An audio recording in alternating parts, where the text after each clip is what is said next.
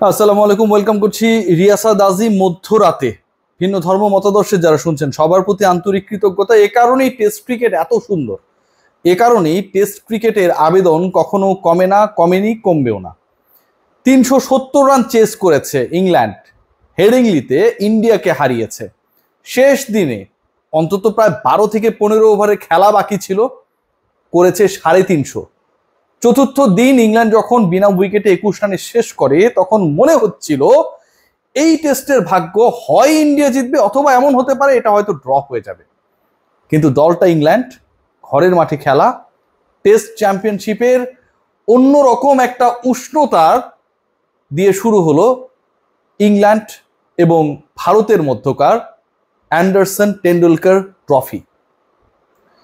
যেই ইন্ডিয়া প্রথম ইনিংসে 6 রানের লিড নিয়েছিল, যেই ইন্ডিয়া দ্বিতীয় ইনিংসে 364 রানে গুটিয়ে গেল, যেই ভারতের ওই 364 করার আগ পর্যন্ত দ্বিতীয় ইনিংসের স্কোরটা এক সময় 4 উইকেটে 333 ছিল, যেই টিম ইন্ডিয়ার শেষ 6 উইকেট দ্বিতীয় ইনিংসের মাত্র 31 রানে পড়ে গেল, এই যে ডিবাকেল, এইটা তাদের কতটা ভোগাতে পারে অন্তত চতুর্থ দিন শেষে খুব একটা বোঝা যায়নি, যখন টার্গেটটা ছিল 371।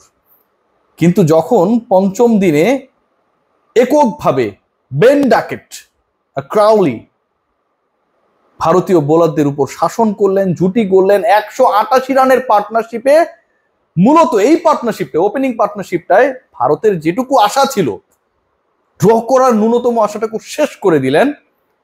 কোনো কিছুর সাথে আসলে এই অবিশ্বাস্য প্রত্যাবর্তন, 6 রানে প্রথম ইনিংসে পিছিয়ে থাকা। এই টেস্টে টোটাল শতক হয়েছে 7টা, যার 5টা করেছে ভারতীয়রা। ব্যাক টু ব্যাক শতক করেছেন ঋষভ পন্থ। সেই দলের বিপক্ষে দাপুটে জয়, একটা দিনের খেলায়, 3টা সেশনের খেলায়, 2.5টা সেশনের খেলায় ইনফ্যাক্ট ইংল্যান্ড দেখিয়ে দিল যে টেস্ট ক্রিকেটের রোমাঞ্চ পরতে পরতে। জাসপ্রীত বুমরাহ, খেয়াল করে দেখুন যে প্রথম ইনিংসে কি অবিশ্বাস্য ছিল। 83-তে 5 উইকেট নিয়েছিলেন। ইংল্যান্ডে যখন মনে হচ্ছিল যে ভারতের এগেইনস্টে হয়তো লিড নেবে, ঠিক তখন 465-তে আটকে দিলেন। সেই বুমরাহ, আনপ্রেডিক্টেবল, আনরিডেবল, অবিশ্বাস্য বুমরাহ অবিশ্বাস্যভাবে ফ্লপ সেকেন্ড ইনিংসে। একটা উইকেটও তিনি নিতে পারলেন না। খেয়াল করে দেখবেন যে এই ম্যাচটা যখন চলছিল, এই পার্টিকুলার ম্যাচে একটা পর্যায়ে মনে হচ্ছিল যে হয়তো একটা ফাইট ব্যাক করতে পারে টিম ইন্ডিয়া।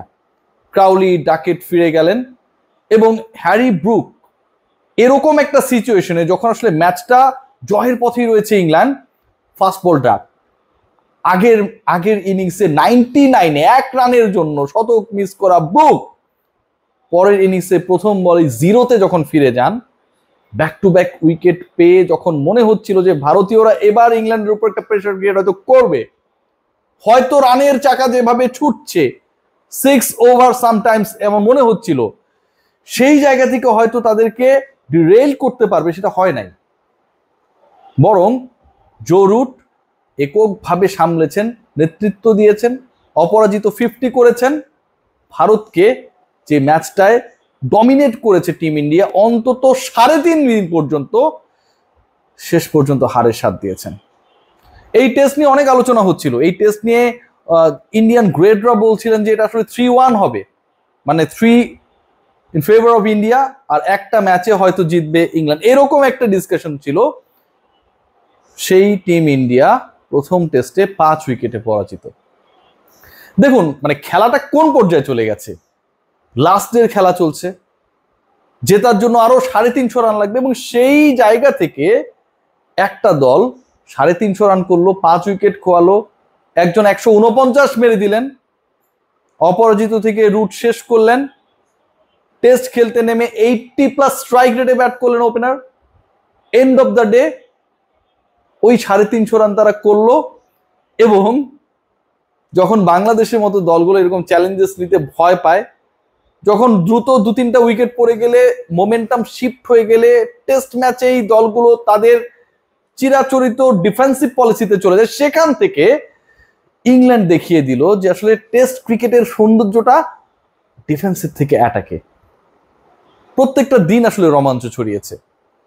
প্রথম দিনে আমরা দেখেছি যে ভারতীয় ব্যাটাররা দাপট দেখিয়েছে, শুভমান গিল অসাধারণ খেলেছেন, ঋষভ পান্ট অসাধারণ খেলেছে, জয়সওয়ালের ব্যাটে আমরা রান দেখেছি। পরের ইনিংসে ইংল্যান্ড দারুণ শুরু করেছে, তারপর গিয়ে একটা সময় খেই হারিয়েছে, জসপ্রীত বুমরার আগুনে বল আমরা দেখেছি। সেকেন্ড ইনিংসে 333 পর্যন্ত ভারত দারুণ ভাবে ছিল, তারপরও 31 রানে 6 উইকেট যখন তারা হারালো, তখনও মনে হয়নি যে এটা এতটা ড্যামেজিং হতে পারে তাদের জন্য, কারণ রান যেভাবে করেছে তারা ফাইনালি 364-তে অল আউট হয়ে যাবার পরেও টার্গেটটা তো 370, 371 ইনফ্যাক্ট। তো 371 করতে হবে, রান রেটের সাথে পাল্লা দিতে হবে। আগের ইনিংসে ডিফিসিটে থাকা ইংল্যান্ড সেটা পারবে, বুমরা অসাধারণ ফর্মে রয়েছেন, এরকম একটা সিচুয়েশনে হয় ড্র অথবা ভারত জিতবে। পুরো পাশাদ্দান পাল্টে ফেললো ইংল্যান্ড। আমার কাছে মনে হয় যে টেস্ট ক্রিকেটের মাধুর্য, সৌন্দর্য, আমরা যেটাই বলি না কেন, আমরা যে অনেক সমালোচনা করি 5 দিন ম্যাচ, ইংল্যান্ড, অস্ট্রেলিয়া, ইন্ডিয়া, 3 মোড়ল, আসলে যে যাই বলি না কেন, তারা এই লেভেলের এই ক্রিকেটটাকে, এই রাজস্বিক ফরম্যাটের খেলাটাকে একটা নেক্সট লেভেলেই নিয়ে গেছে। অন্তত এই ম্যাচ থেকে ক্রিকেটের জয় হয়েছে, টেস্টের জয় হয়েছে। সংখ্যা দিয়ে যে সবকিছু হয় না, সেঞ্চুরির সংখ্যায় 2টা আর 5টা, ভারত 5, ইংল্যান্ড 2, আলটিমেটলি ইম্প্যাক্টটা যে কোনো একটা সেশন, যে কোনো একটা ডেতে এমন ভাবে পড়া সম্ভব যে আপনার পুরো ম্যাচের ফল নির্ণয় করে দিতে পারে, সেটা নির্ধারণ করে দিতে পারে। সে ব্যাপারটা প্রমাণিত হয়েছে এই ম্যাচ থেকে। অসাধারণ ব্যাট করেছেন বেন ড্যাকেট, ক্রাউলি, রুট, এবং আমার কাছে মনে হয় যে পুরো ম্যাচের ফল নির্ধারণের ক্ষেত্রে সবচেয়ে বড় ভূমিকা পালন করেছে ইংলিশের সেকেন্ড ইনিংসে ওপেনিং পার্টনারশিপ 188 এবং ভারতের সেকেন্ড ইনিংসে 31 রানে 6 উইকেট হারানো। আলটিমেটলি ভারত ঠিক ওই জায়গাটাই ম্যাচটা হেরেছে বলে আমি মনে করি। তবে প্রায় 6-এর কাছাকাছি রান রেটে ব্যাট করে লাস্ট ডেতে 10 ওভারের মতো বাকি, 10-12 ওভার বাকি রেখে 350 রান অ্যাড করা, এটা ভাই অবিশ্বাস্য। এই অবিশ্বাস্য কাজটাই করেছে ব্রিটিশরা। সবাই ভালো থাকবেন, টেক গ্রেট কেয়ার।